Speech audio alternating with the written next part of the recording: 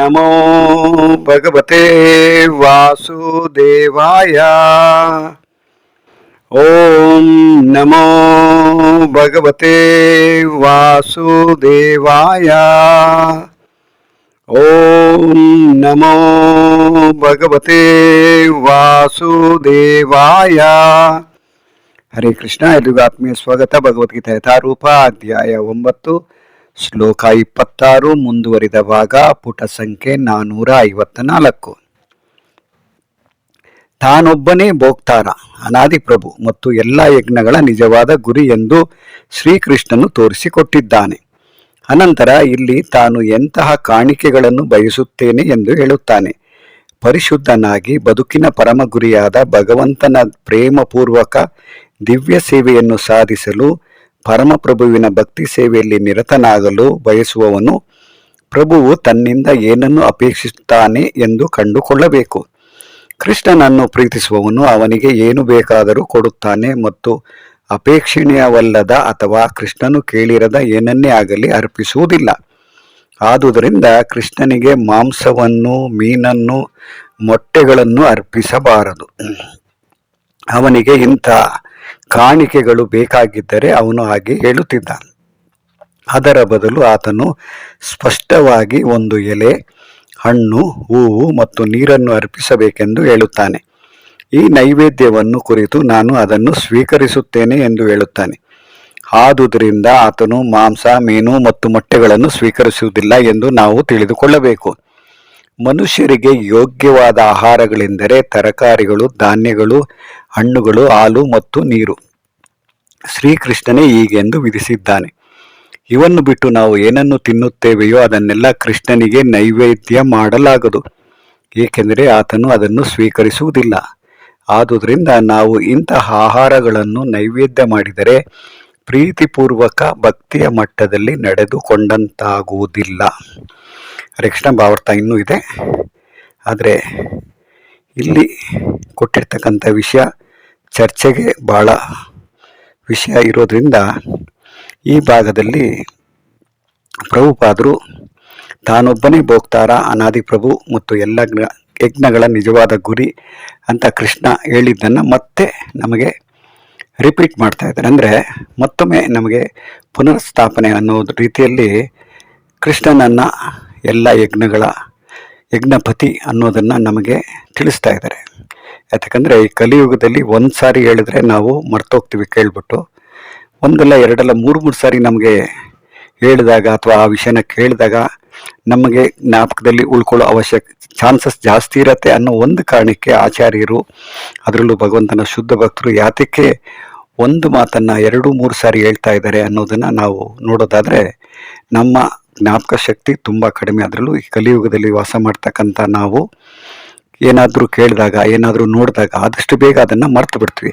ಆ ಒಂದು ಕಾರಣಕ್ಕೆ ಇಲ್ಲಿ ಮತ್ತೆ ಮತ್ತೆ ನಮಗೆ ಭಗವಂತನನ್ನು ವರ್ಣನೆ ಆಗ್ತಾ ಹೋಗುತ್ತೆ. ಅದರಲ್ಲೂ ಮುಖ್ಯವಾಗಿ ತಾನೊಬ್ಬನೇ ಭೋಕ್ತಾರ, ಅನಾದಿ ಪ್ರಭು, ನಂತರ ಎಲ್ಲ ಯಜ್ಞಗಳ ನಿಜವಾದ ಗುರಿ, ನಂತರ ಎಲ್ಲರ ಹಿತೈಷಿ, ಈ ರೀತಿ ವರ್ಣನೆ ಆಗ್ತಾ ಹೋಗುತ್ತೆ. ಅದರಲ್ಲೂ ಮುಖ್ಯವಾಗಿ ಈ ಭಾಗದಲ್ಲಿ ನಾವು ನೋಡೋದಾದರೆ ಕೃಷ್ಣ ಯಾತಕ್ಕೆ, ಸಾಮಾನ್ಯ ಜನರು ಕೇಳೋ ಹಾಗೆ ವೆಜಿಟೇರಿಯನ್ ಯಾತಕ್ಕೆ ಕೃಷ್ಣ, ನಾನ್ ವೆಜಿಟೇರಿಯನ್ ಯಾತಕ್ಕೆ ತಗೊಳ್ಳಿಲ್ಲ, ಭಗವಂತನೇ ತಾನೇ ಸೃಷ್ಟಿ ಮಾಡಿರೋದು ಅಂತ ಕೆಲವರು ಮಾತಾಡ್ತಾರೆ. ಆದರೆ ಭಗವಂತ ಸೃಷ್ಟಿ ಮಾಡಿರೋದು ಮನುಷ್ಯರಿಗೆ ಯೋಗ್ಯವಾದ ಆಹಾರ ಏನು ಅನ್ನೋದನ್ನು ಇಲ್ಲಿ ತೋರಿಸ್ತಾ ಇದ್ದಾನೆ. ಅದರಲ್ಲೂ ಮುಖ್ಯವಾಗಿ ಪತ್ರಂ ಪುಷ್ಪಂ ಫಲಂ ತೋಯಂ ಅಂತ ಏನು ಹೇಳಿದ್ದಾನೆ, ಅದನ್ನು ಬಿಟ್ಟು ನಾವು ಭಗವಂತನಿಗೆ ಮೊಟ್ಟೆ ಆಗಲಿ, ಮೀನಾಗಲಿ, ಮಾಂಸ ಆಗಲಿ ಅರ್ಪಣೆ ಮಾಡೋದಕ್ಕೆ ಅವಕಾಶ ಇಲ್ಲ ಇಲ್ಲಿ. ಆ ರೀತಿ ಭಗವಂತ ಇಷ್ಟಪಟ್ಟು ಅದನ್ನು ಕೇಳಿದ್ರೆ ಅದನ್ನು ಕೊಡೋದ್ರಲ್ಲಿ ಏನೂ ತಪ್ಪಿರಲಿಲ್ಲ. ಆದರೆ ಸಾಮಾನ್ಯ ಜನರ ಬಾಯಲ್ಲಿ ಬರುತ್ತೆ, ಕೃಷ್ಣ ಯಾತಕ್ಕೆ ವೆಜಿಟೇರಿಯನ್ನು, ಭಗವಂತ ತಾನೇ ಸೃಷ್ಟಿ ಮಾಡಿರೋದು, ಕುರಿ ಕೋಳಿಗಳನ್ನೆಲ್ಲ ಭಗವಂತ ಸೃಷ್ಟಿ ಮಾಡಿದ್ದಾನೆ, ಅದನ್ನು ನಾವು ತಿನ್ನಲಿಲ್ಲ ಅಂದರೆ ಅದರ ಸಂಖ್ಯೆ ಜಾಸ್ತಿ ಆಗಿಬಿಡುತ್ತೆ. ಆ ಒಂದು ಕಾರಣಕ್ಕೆ ನಾವು ಅದನ್ನು ತಿಂತಾ ಇದ್ವಿ, ಇದರಲ್ಲಿ ಏನು ತಪ್ಪು ಅಂತ ವಾದ ಮಾಡ್ತಾರೆ. ಆದರೆ ಭಗವಂತ ಇಲ್ಲಿ ಕೇಳ್ತಕ್ಕಂಥ ಆಹಾರ ಏನು, ನನಗೇನು ಕೊಡಬೇಕು ಅಂತ ಕೇಳಿದ್ದಾನೆ, ಅದನ್ನು ನಾವು ಕೊಡ್ತಾ ಇದ್ದೀವಿ ಅಂತ ಅವ್ರಿಗೆ ಹೇಳಿದ್ರೆ, ಏನು ಗಿಡ ಮರದಲ್ಲಿ ಅಥವಾ ನೀವು ತಗೊಳ್ಳೋ ಸೊಪ್ಪಲ್ಲಿ ಅಥವಾ ತರಕಾರಿಯಲ್ಲಿ ಅದರಲ್ಲೂ ಜೀವ ಇಲ್ವಾ ಅಂತ ಮತ್ತೆ ಅವರು ವಾದ ಮಾಡ್ತಾರೆ. ಆದರೆ ನಾವು ಅವ್ರಿಗೆ ಹೇಳೋದಿಷ್ಟೇ, ನೋಡಿ ಏನು ನಾವು ತಗೊಳ್ತಕ್ಕಂಥ ಸೊಪ್ಪು ಇರ್ಬೋದು ಅಥವಾ ಹಣ್ಣಿರ್ಬೋದು, ಆದರೆ ಈ ಮರದಿಂದ ಏನೇ ನಮಗೆ ಉತ್ಪತ್ತಿಯಾಗಿ ನಮಗೆ ಸಿಗ್ತಾ ಇರೋ ವಸ್ತುಗಳನ್ನು ಭಗವಂತ ಕೇಳೋದ್ರಿಂದ ಭಗವಂತನಿಗೆ ನಾವು ಅದನ್ನು ಅರ್ಪಣೆಯಾಗಿ ಕೊಡ್ತಾ ಇದ್ದೀವಿ ಹೊರತು ನಾವಾಗಿ ನಮಗೋಸ್ಕರ ಅದನ್ನೇನು ನಾವು ಕಟ್ ಮಾಡ್ತಾ ಇಲ್ಲ. ಭಗವಂತ ಕೇಳಿರೋ ವಸ್ತುವನ್ನು ನಾವು ಕೊಡಬೇಕಾಗಿರ್ತಕ್ಕಂಥದ್ದು ನಮ್ಮ ಕರ್ತವ್ಯ ಅನ್ನೋ ರೀತಿಯಲ್ಲಿ ನಾವು ಭಗವಂತನಿಗೆ ನೈವೇದ್ಯ ಮಾಡ್ತಾ ಇದ್ದೀವಿ. ಇದರಲ್ಲಿ ಯಾವುದೂ ಪಾಪ ಬರೋದಿಲ್ಲ ಅಂತ ನಾವು ಅವ್ರಿಗೆ ಹೇಳಿದ್ರೆ ಅವ್ರಿಗೆ ಖಂಡಿತ ಅವ್ರಿಗೆ ಅರ್ಥ ಆಗೋದಿಲ್ಲ. ನೀವು ಕೂಡ ಪ್ರಾಣ ತೆಗಿತಾ ಇದ್ದೀರಾ, ನಾವು ಪ್ರಾಣ ತೆಗಿತಾ ಇದ್ದೀವಿ ಅಂತಲೇ ವಾದ ಮಾಡ್ತಾ ಹೋಗ್ತಾರೆ. ಆದರೆ ಇಲ್ಲಿ ಈ ಸಂದರ್ಭದಲ್ಲಿ ಭಗವಂತನಿಗೆ ನೈವೇದ್ಯ ಮಾಡಿರ್ತಕ್ಕಂಥ ಆಹಾರನ ನಾವು ತಗೊಂಡಾಗ ಅದರಲ್ಲಿ ಯಾವುದೇ ರೀತಿ ಪಾಪ ಇರೋದಿಲ್ಲ. ಆದರೆ ನಮಗೋಸ್ಕರ ನಾವು ಏನನ್ನೇ ತೊಗೊಂಡ್ರು ಕೂಡ, ಅದು ವೆಜಿಟೇರಿಯನ್ ಇರ್ಬೋದು, ನಾನ್ ವೆಜಿಟೇರಿಯನ್ ಇರ್ಬೋದು, ನಮಗೋಸ್ಕರ ನಾವು ಅದನ್ನು ಕುಕ್ ಮಾಡಿದ್ರೆ, ಅಂದರೆ ಅಡುಗೆ ಮನೆಯಲ್ಲಿ ಅದನ್ನು ನಾವು ನಮಗೋಸ್ಕರ ಬೇಯಿಸ್ಕೊಂಡು ನಾವು ತಿಂದಾಗ ಏನಾಗುತ್ತೆ ಅಂದರೆ ಅದು ಕೇವಲ ಪಾಪನೇ ತಿಂದಂಗೆ ಆಗುತ್ತೆ. ಅದನ್ನು 3ನೇ ಅಧ್ಯಾಯದಲ್ಲಿ 13ನೇ ಶ್ಲೋಕದಲ್ಲಿ ಭಗವಂತ ಹೇಳ್ದ, ಯಾರು ಭಗವಂತನಿಗೆ ನೈವೇದ್ಯ ಮಾಡದೆ ತಮಗಾಗಿ ಅದನ್ನು ಸ್ವೀಕಾರ ಮಾಡ್ತಾರೆ ಅದು ಕೇವಲ ಅವರು ಪಾಪನೇ ತಿಂತಾರೆ ಅಂತ ಹೇಳಿದ್ದ. ಆ ಸಂದರ್ಭನ ನಾವು ಇಲ್ಲಿ ಉಪಯೋಗಿಸೋದಾದರೆ ಭಗವಂತನಿಗೋಸ್ಕರ ಭಗವಂತ ಕೇಳಿರ್ತಕ್ಕಂಥ ವಸ್ತುಗಳನ್ನು ನಾವು ಕೊಟ್ಟಾಗ ಅದರಲ್ಲಿ ಯಾವುದೇ ರೀತಿ ಪಾಪ ಇರೋದಿಲ್ಲ. ಯಾಕಂದರೆ ಭಗವಂತನಿಗೆ ನೈವೇದ್ಯ ಮಾಡಿದ ವಸ್ತುವನ್ನು ಭಗವಂತ ತಗೊಂಡಾಗ ಅದರಲ್ಲಿ ಯಾವುದೇ ರೀತಿ ಕಲ್ಮಶ ಇರೋದಿಲ್ಲ. ಅದು ಭಗವಂತ ನಮಗೆ ಮತ್ತೆ ವಾಪಸ್ ಕೊಡ್ತಾನೆ, ಅದನ್ನು ಪ್ರಸಾದ ರೂಪದಲ್ಲಿ ಕೊಡ್ತಾನೆ. ಸೊ ಭಗವಂತನ ಎಂಜಲನ್ನು ನಾವು ತಗೊಂಡಾಗ, ಅಂದರೆ ಭಗವಂತ ಸೇವನೆ ಮಾಡಿರ್ತಕ್ಕಂಥ ಪದಾರ್ಥನ ನಾವು ತಗೊಂಡಾಗ ನಮ್ಮಲ್ಲಿ ಕೂಡ ಭಗವಂತನಷ್ಟೇ ಒಳ್ಳೆಯ ಗುಣಗಳು ನಮ್ಮಲ್ಲಿ ಕೂಡ ಅದು ಪರಿವರ್ತನೆ ಆಗುತ್ತೆ ಅನ್ನೋದನ್ನು ಕೂಡ ಆಚಾರ್ಯರು ಹೇಳ್ತಾರೆ. ಯಾಕೆಂದರೆ ನಾವು ಭಗವಂತನ ಪ್ರಸಾದ ತಿಂತ ನಾವು ಕೂಡ ಭಗವಂತನಲ್ಲಿರ್ತಕ್ಕಂಥ ಒಳ್ಳೆ ಕ್ವಾಲಿಟಿಗಳನ್ನು ನಾವು ಬೆಳೆಸ್ಕೋಬೋದು ಅಂತ ಕೂಡ ಹೇಳಿದ್ದಾರೆ. ಸಾಮಾನ್ಯವಾಗಿ ದೇವ್ರ ಪ್ರಸಾದನ ನಾವು ಯಾರಿಗಾದ್ರೂ ಕೊಟ್ಟಾಗ ಅವರು ತಮ್ಮ ಪಾದದಲ್ಲಿರ್ತಕ್ಕಂಥ ಏನು ಫುಟ್ವೇರ್ ಅಂತ ಏನು ಚಪ್ಪಲಿ ಹಾಕ್ಕೊಂಡಿರ್ತಾರೆ ನೋಡಿ, ಆ ಚಪ್ಪಲಿಯನ್ನು ಕೆಳಗಡೆ ಪಕ್ಕಕ್ಕೆ ಬಿಟ್ಟು ಬರೀ ಕಾಲಿನಲ್ಲಿ ಅವರು ಪ್ರಸಾದನ ಸ್ವೀಕರಿಸ್ತಾರೆ. ಯಾಕೆಂದರೆ ಪ್ರಸಾದ ಬೇರೆ ಅಲ್ಲ, ಭಗವಂತ ಬೇರೆ ಅಲ್ಲ, ಭಗವಂತನ ನಾಮ ಬೇರೆ ಅಲ್ಲ, ಭಗವಂತನ ಹೆಸರು ಬೇರೆ ಅಲ್ಲ ಅಂತ ನಾವೇನು ಹೇಳ್ತೀವಿ, ಅದಕ್ಕೆ ಅವರು ಅಷ್ಟೊಂದು ಗೌರವ ಕೊಡ್ತಾರೆ. ಆ ಕಾರಣದಿಂದ ಇಲ್ಲಿ ಭಗವಂತ ಆಸೆ ಪಟ್ಟಿರೋದು ವಸ್ತುಗಳನ್ನು ನಾವು ಕೊಟ್ಟಾಗ ಅದರಲ್ಲಿ ಯಾವುದೇ ರೀತಿ ಪಾಪ ನಮಗೆ ಬರೋದಿಲ್ಲ ಅನ್ನೋದನ್ನು ನಾವು ತಿಳ್ಕೊಬೇಕಾಗಿರ್ತಕ್ಕಂಥದ್ದು ಈ ಸಂದರ್ಭದಲ್ಲಿ. ಯಾಕಂದರೆ ಭಗವಂತ ಸೃಷ್ಟಿ ಮಾಡಿರೋದು, ಭಗವಂತನಿಗೆ ಏನು ಬೇಕಾದರೂ ಕೇಳ್ಬೋದು, ಏನು ಬೇಕಾದರೂ ತಗೋಬೋದು. ಆದರೆ ಭಗವಂತ ನಮಗೆ ಕೇಳ್ತಾ ಇರ್ತಕ್ಕಂಥದ್ದು ಪತ್ರಂ ಪುಷ್ಪಂ ಫಲಂ ತೋಯಂ ಅಂತ, ಅದರಲ್ಲೂ ಮುಖ್ಯವಾಗಿ ಯೋಮೇ ಭಕ್ತ ಪ್ರಯಶ್ಯತಿ ಅಂತ ಹೇಳಿದ್ದಾನೆ. ನಂತರ ಮನುಷ್ಯರಿಗೆ ಯೋಗ್ಯವಾದ ಆಹಾರಗಳೆಂದರೆ ತರಕಾರಿಗಳು, ಧಾನ್ಯಗಳು, ಹಣ್ಣುಗಳು, ಹಾಲು ಮತ್ತು ನೀರು. ಇದನ್ನು ಕೂಡ ಭಾವಾರ್ಥದಲ್ಲಿ ಪ್ರಭುಪಾದರು ಹೇಳಿದ್ದಾರೆ. ಶ್ರೀಕೃಷ್ಣನೇ ಹೀಗೆಂದು ವಿಧಿಸಿದ್ದಾನೆ, ಇವನ್ನು ಬಿಟ್ಟು ನಾವು ಏನನ್ನು ತಿನ್ನುತ್ತೇವೆಯೋ ಅದನ್ನೆಲ್ಲ ಕೃಷ್ಣನಿಗೆ ನೈವೇದ್ಯ ಮಾಡಲಾಗದು. ಅದಕ್ಕೂ ಕೂಡ ಒಂದು ಕ್ರಮ ಇರುತ್ತೆ. ಭಗವಂತ ಏನು ಇಷ್ಟಪಟ್ಟಿದ್ದಾನೆ, ಭಗವಂತನಿಗೆ ಏನನ್ನ ಕೊಟ್ಟರೆ ಇಷ್ಟ ಆಗತ್ತೆ ಅನ್ನೋದನ್ನು ತಿಳ್ಕೊಂಡು ನಾವು ಭಗವಂತನಿಗೆ ನೈವೇದ್ಯ ಮಾಡಬೇಕೇ ಹೊರತು ನಮಗೆ ಏನು ಇಷ್ಟ ಆಗತ್ತೆ ಅದನ್ನು ನಾವು ಭಗವಂತನಿಗೆ ಕೊಟ್ಬಿಟ್ಟು ಆಮೇಲೆ ನಾವು ತಿನ್ನೋಣ ಅಂದರೆ ಅದು ಪಾಪ ಆಗತ್ತೆ. ಭಗವಂತ ಕೇಳಿರ್ತಕ್ಕಂಥ ವಸ್ತುವನ್ನು ಮಾತ್ರ ಭಗವಂತನಿಗೆ ಕೊಡಬೇಕೇ ಹೊರತು ನಮಗೆ ಇಷ್ಟಪಟ್ಟಿದ್ದು ನಾವು ಏನೇ ತಗೊಂಡ್ರು ಕೂಡ ಅದರ ಕರ್ಮನ ನಾವೇ ಅನುಭವಿಸ್ಬೇಕಾಗತ್ತೆ.